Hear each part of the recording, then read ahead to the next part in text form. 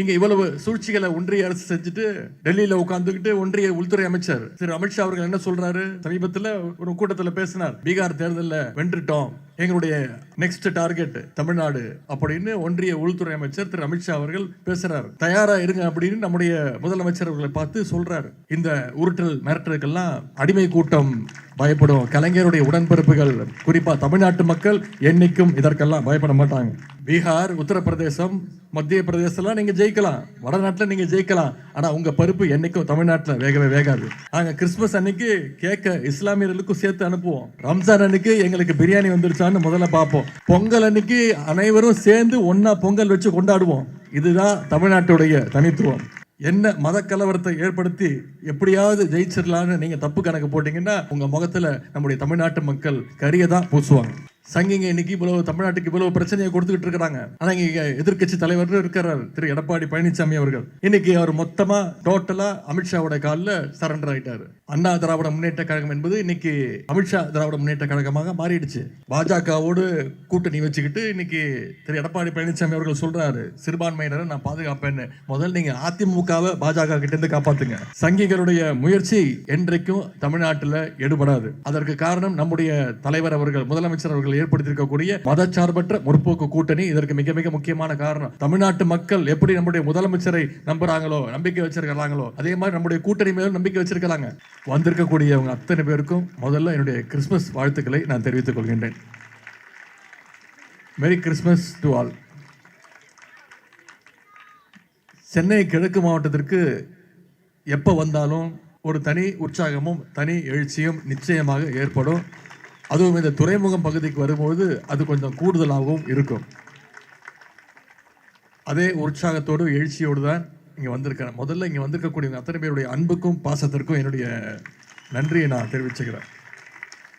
வழக்கம் போல எப்பவும் போல அண்ணன் சேகர்பாபு அவர்கள் இந்த நிகழ்ச்சியும் சிறப்பாக ஏற்பாடு செஞ்சிருக்கிறார். அண்ணன் சேகர்பாபு அவர்கள் உங்கள் சட்டமன்ற உறுப்பினர் மட்டுமல்ல, அமைச்சர். எந்த துறைக்கு அமைச்சர் பார்த்தீங்கன்னா அவர் இந்து சமய அறநிலைத்துறைக்கு அமைச்சர். ஆனால் அவர் கிறிஸ்துமஸ் விழாவையும் ரம்ஜான் விழாவையும் மிகச்சிறப்பாக கொண்டாடுவார். அவர் என்னை கிறிஸ்துமஸ் நிகழ்ச்சிக்கு மட்டும் அழைக்கிறது கிடையாது, ரம்ஜானுக்கும் கூப்பிடுவார், பொங்கலுக்கும் கூப்பிடுவார். எனக்கு தெரிஞ்சு வருஷந்தோறும் நலத்திட்ட உதவிகள், சிறப்பு நிகழ்ச்சிகள்னா அது சென்னை கிழக்கு மாவட்டம் தான். அதுவும் குறிப்பிட்டு சொல்லணும்னா இந்த துறைமுகம் சட்டமன்ற தொகுதியில் தான். அதற்கு மீண்டும் அண்ணன் சேகர்பாபு அவர்களுக்கு இந்த வாய்ப்பை கொடுத்த எனக்கு நான் நன்றியை தெரிவித்துக் கொள்கின்றேன். அந்த உரிமையோடு தான், அந்த மகிழ்ச்சியோடு தான் இன்று உங்களை எல்லாம் சந்திக்க நான் வருகை தந்திருக்கின்றேன். குறிப்பாக இந்த சென்னை கிழக்கு மாவட்டத்தில் எந்த நிகழ்ச்சி நடந்தாலும் அதில் தனி கவனம் செலுத்தி தனியாக சிறப்பாக நடத்தக்கூடியவர் அண்ணன் சேகர்பாபு அவர்கள். அதனால தான் இன்னைக்கு இந்த கிறிஸ்துமஸ் விழாவை கூட வெறும் ஒரு கொண்டாட்டமாக இல்லாமல் ஏழை எளிய மக்களுக்கு நலத்திட்ட உதவிகளையும் சேர்த்து இந்த நிகழ்ச்சியை எல்லோரும் மகிழ்ச்சியோடு இருக்கும்படி சிறப்பாக ஏற்பாடு செய்திருக்கிறார். நம்முடைய முதலமைச்சர் அவர்கள் எப்படி எல்லோருக்கும் எல்லாம் அப்படின்ற ஒரு திராவிட மாடல் அரசை சிறப்பாக நடத்தி வருகிறாரோ, அதே போல இன்னைக்கு துறைமுகத்தில் எல்லோருக்கும் எல்லாம்னு சொல்லக்கூடிய இந்த கிறிஸ்துமஸ் நிகழ்ச்சியை அண்ணன் சேகர்பாபு அவர்கள் நடத்தியிருக்கிறார்.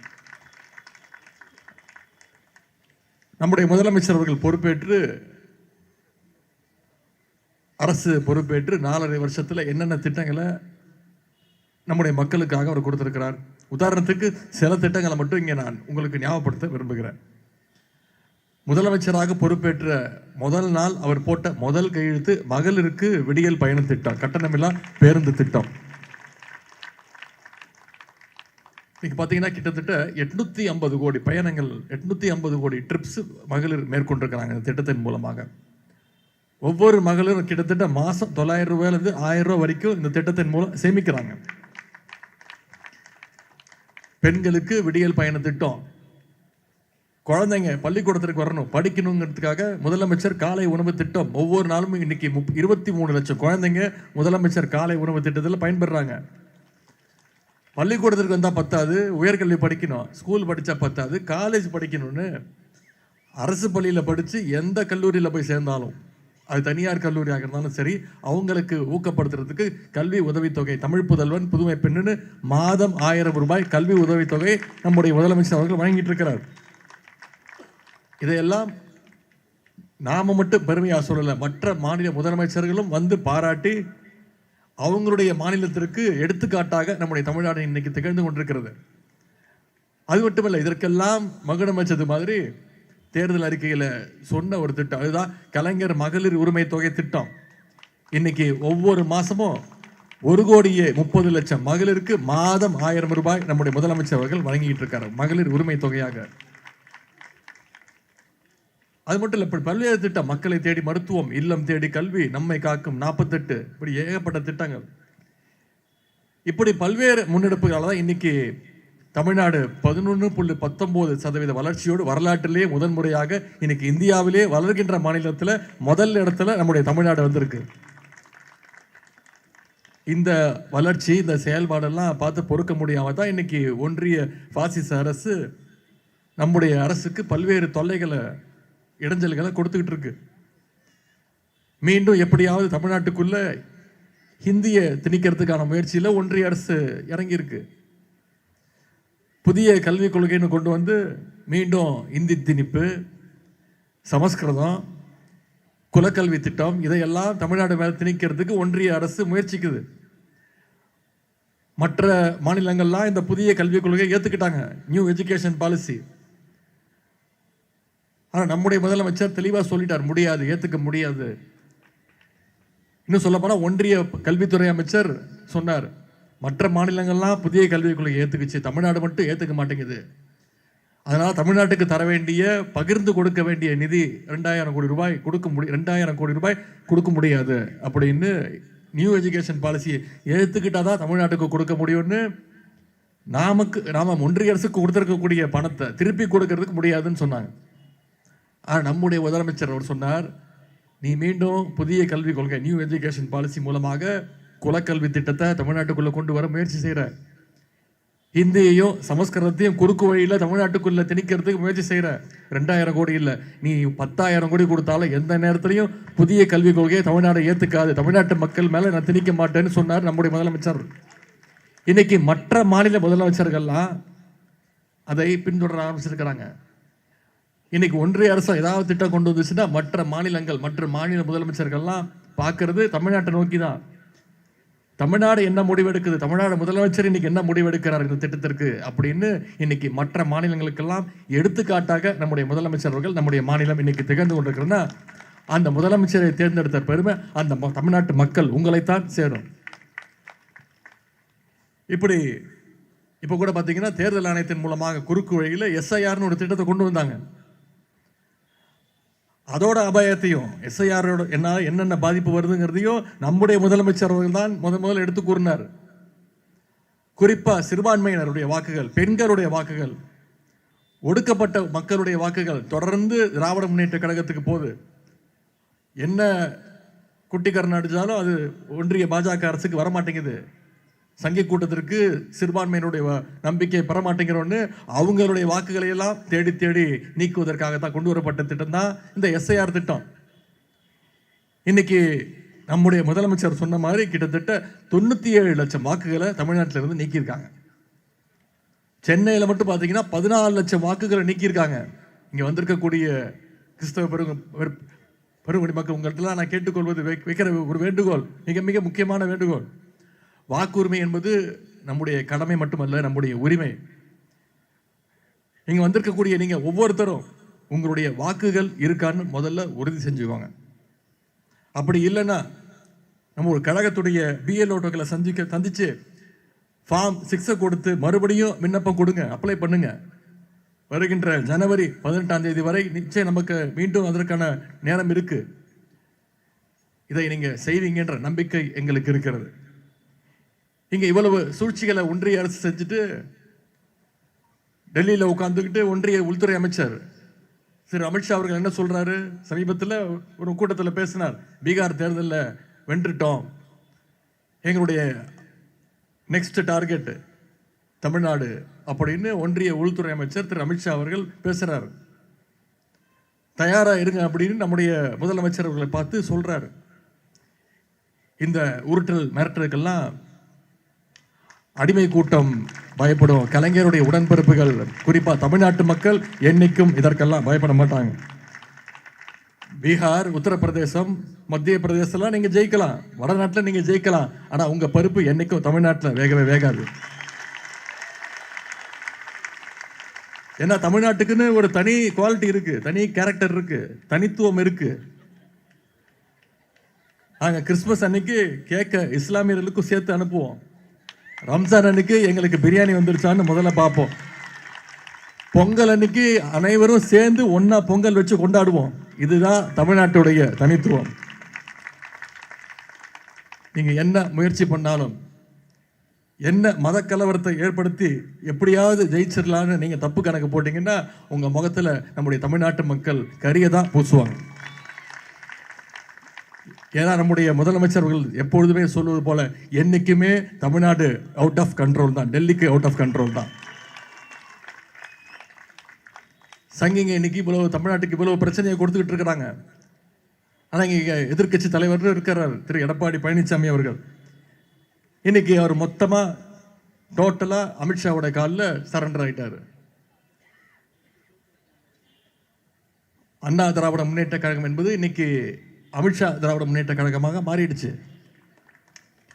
பாஜகவோடு கூட்டணி வச்சுக்கிட்டு இன்னைக்கு திரு எடப்பாடி பழனிசாமி அவர்கள் சொல்றாரு, சிறுபான்மையினரை நான் பாதுகாப்பேன்னு. முதல்ல நீங்க அதிமுகவை பாஜக கிட்ட இருந்து காப்பாத்துங்க, அதை பாதுகாப்பு கொடுங்க. இன்னைக்கு தமிழ்நாட்டில் பேரறிஞர் அண்ணா, டாக்டர் கலைஞர் வழியில சிறுபான்மை மக்களுடைய பாதுகாவலராக நம்முடைய தமிழ்நாட்டு முதலமைச்சர் அவர்கள் சிறப்பான ஒரு ஆட்சியை நடத்திட்டு இருக்கிறார். குறிப்பா இந்த 4.5 வருஷத்துல கிறிஸ்தவர்கள் உள்ளிட்ட சிறுபான்மையினர் மக்களுக்கு பல்வேறு நலத்திட்டங்களை நம்முடைய அரசு செஞ்சிருக்கிறது. கிறிஸ்தவ மாணவர்களுக்கு மட்டும் அவங்களுடைய கல்வி உதவி தொகை மட்டும் 7 கோடி ரூபாய் அளவுக்கு நம்முடைய முதலமைச்சர்கள் கொடுத்திருக்கிறார். கிறிஸ்தவ மகளிர் உதவும் சங்கங்களுக்கு மானியமாக ரூபாய் 13 கோடி ரூபாய் நம்முடைய அரசு ஒதுக்கி இருக்கிறது. ஜெருசலம் செல்வதற்கு, புனித பயணம் மேற்கொள்வதற்கு ஒவ்வொருத்தருக்கும் 37,000 ரூபாய் மானியத்தை நம்முடைய திராவிட மாடல் அரசு வழங்கியிருக்கிறது. தேவாலயங்களை எல்லாம் புனரமைப்பதற்காக நம்முடைய அரசு, திராவிட மாடல் அரசு, இதுவரைக்கும் 5 கோடி ரூபாய் ஒதுக்கீடு செஞ்சிருக்கிறது. சிறுபான்மையினர் நடத்திருக்கக்கூடிய கல்வி நிலையங்களுக்கு நிரந்தர அங்கீகாரம்னு இப்படி ஏகப்பட்ட திட்டங்களை நம்முடைய அரசு செஞ்சிருக்கிறது.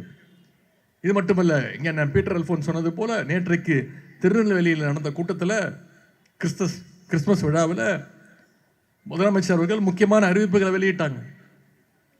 சிறுபான்மை கல்வி நிறுவனங்களுடைய ஆசிரியர் தேர்வு கமிட்டியில் அந்தந்த நிறுவனங்களுடைய பிரதிநிதிகளே ஆசிரியர்களை தேர்வு செய்யலாம்னு நம்முடைய முதலமைச்சர் அவர்கள் இன்னைக்கு உத்தரவு போட்டுக்கிறாங்க. இதை பல வருட கோரிக்கை. அதே மாதிரி ஆசிரியர்களுக்கான டீச்சர் எலிஜிபிலிட்டி டெஸ்ட் தொடர்பாக சிறுபான்மை கல்வி நிறுவனங்கள் எதிர்கொள்கின்ற பாதிப்பை உணர்ந்து மாநில அரசின் வழக்குகள் உச்ச நீதிமன்றத்தில் அனைத்தும் வாபஸ் பெறப்படுகின்றன அப்படின்ற அறிவிப்பையும் நேற்று வெளியிட்டிருக்கிறார். இதன் மூலம் 1500 ஆசிரியர்கள் நியமனம் செய்யப்பட்டிருக்கிறாங்க. இப்படி சிறுபான்மை மக்களுக்காக இன்னும் அதிகமாக உழைக்க நம்முடைய திராவிட மாடல் அரசு தயாராக இருக்கிறது. உங்களுக்கு அரணாக இருக்க நம்முடைய அரசு தயாராக இருக்கிறது. நம்முடைய முதலமைச்சர் அவர்கள் தயாராக இருக்கிறார். அப்படிப்பட்ட அரசிற்கு நீங்கள் பாதுகாப்பாக, நீங்கள் அரணாக இருக்க வேண்டும் என்று நான் கேட்டுக்கொள்கின்றேன். சங்கிகளுடைய முயற்சி என்றைக்கும் தமிழ்நாட்டில் எடுபடாது. அதற்கு காரணம் நம்முடைய தலைவர் அவர்கள், முதலமைச்சர் அவர்கள் ஏற்படுத்தியிருக்கக்கூடிய மதச்சார்பற்ற முற்போக்கு கூட்டணி இதற்கு மிக மிக முக்கியமான காரணம். தமிழ்நாட்டு மக்கள் எப்படி நம்முடைய முதலமைச்சரை நம்புறாங்களோ, நம்பிக்கை வச்சிருக்கிறாங்களோ, அதே மாதிரி நம்முடைய கூட்டணி மேலும் நம்பிக்கை வச்சிருக்கிறாங்க. ஏன்னா இது வெறும் தேர்தலுக்காக அமைக்க கூட்டணி கிடையாது. இது ஏதோ தேர்தலுக்காக நடைபெறுகின்ற நிகழ்ச்சி கிடையாது. வருடந்தோறும், மாதந்தோறும், வாரந்தோறும், தினமும் உங்களோடு தொடர்பு இருக்கக்கூடிய இயக்கத்தை சேர்ந்தவங்க இங்க இருக்கிறாங்க.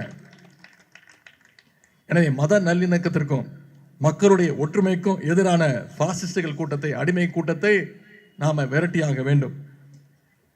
திராவிட முன்னேற்ற கழகம் தான் என்றைக்கும் சிறுபான்மையினருக்கு பாதுகாப்பு அரணாக இருக்கும் என்பதை நீங்கள் நம்புவீர்கள்.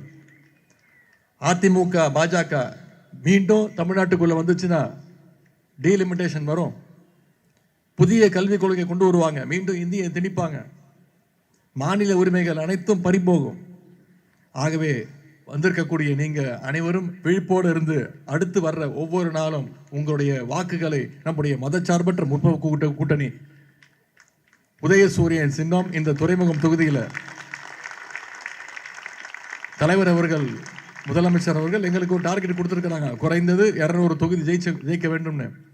வெல்வோம் 200, படைப்போம் வரலாறுன்னு சொல்லியிருக்கிறாங்க. அதனுடைய தொடக்கமாக இந்த சென்னை கிழக்கு மாவட்டத்தில் இருக்கக்கூடிய கொளத்தூர், திருவிக நகர், எழும்பூர், அம்பத்தூர், வெள்ளிவாக்கம், இந்த துறைமுகம், இப்படி அனைத்து சட்டமன்ற தொகுதிகளிலும் நீங்க மீண்டும் மிகப்பெரிய வெற்றியை நம்முடைய கூட்டணிக்கு நீங்கள் தர வேண்டும் என்று உங்களை எல்லாம் நான் கேட்டுக்கொண்டு இங்கே வந்திருக்கக்கூடிய அனைத்து கிறிஸ்தவ மக்களுக்கும் மீண்டும் என்னுடைய இனிய கிறிஸ்துமஸ் வாழ்த்துக்களை தெரிவித்துக் கொண்டு இந்த நிகழ்ச்சியை இவ்வளவு சிறப்பாக ஏற்பாடு செய்த நான் சேகர்பாபு அவர்களுக்கு மீண்டும் என்னுடைய நன்றியை தெரிவித்து வாய்ப்புக்கு நன்றி கூறி விடைபெறுகின்றேன். நன்றி, வணக்கம்.